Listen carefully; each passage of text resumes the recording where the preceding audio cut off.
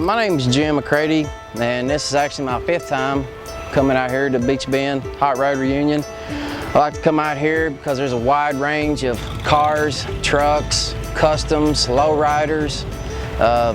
It's just really fun to look at, and then you get to meet the people that builds their cars. It's a really fun experience. Meet a lot of people, and then you get to keep in touch with these people.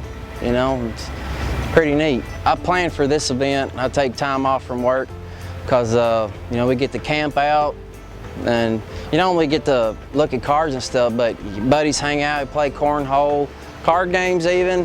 And while we're here camping out, we're surrounded by hot rods and street rods. So while we're doing our activities, we're like, oh, wait a minute, look at that. When you're camping out here, you get the full feel of it.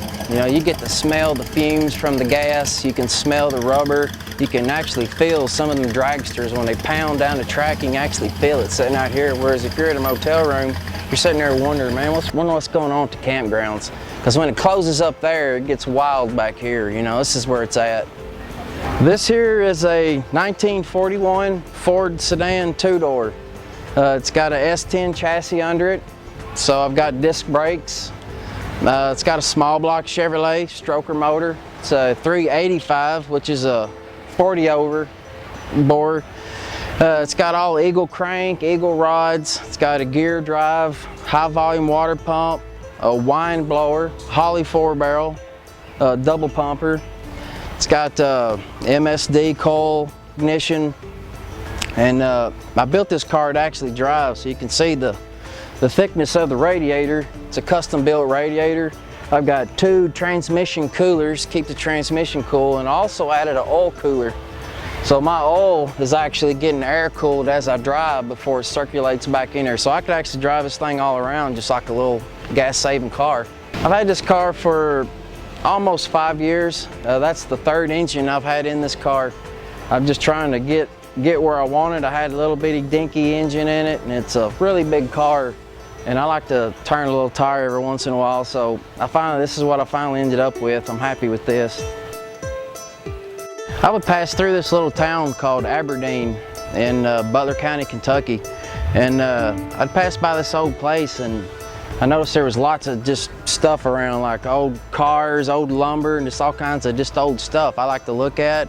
And I'd see a little bit of this fender kind of sticking out of some weeds. And notice he sold fresh eggs, so I used that as an excuse to stop so I could see what this car was. And so I stopped to buy some fresh eggs, and a little old man come out, little bitty old guy, and I bought some eggs off of him, and I asked him what that was over in the weeds. And he took me over and we stomped some weeds down, and the more he stomped down, the more of this car I saw. And the more I saw, the more I wanted this car. So I was like, is this thing for sale? And he's like, no, he wanted to fix it up. So I offered him an amount of cash, and he's like, better not. So time goes by, I save up more money, and I stop again and offer him a larger amount. And he's like, oh son, I don't know, I've had that car for a while and I want to keep it. I'm like, well, I'm out to buy a hot rod today. I want a hot rod and I'm gonna buy one. And so I started to leave. He's like, well son, come on back in here and sit down.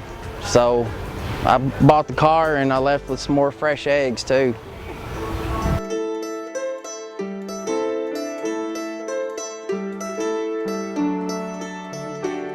The way I've designed this car, the way that it looks, it's like when I'm behind this wheel and the engine, it's like I hear this song. I think it's Alice Cooper. When I'm riding, I feel like this song kicks on. It's like, no more Mr. Nice Guy, you know?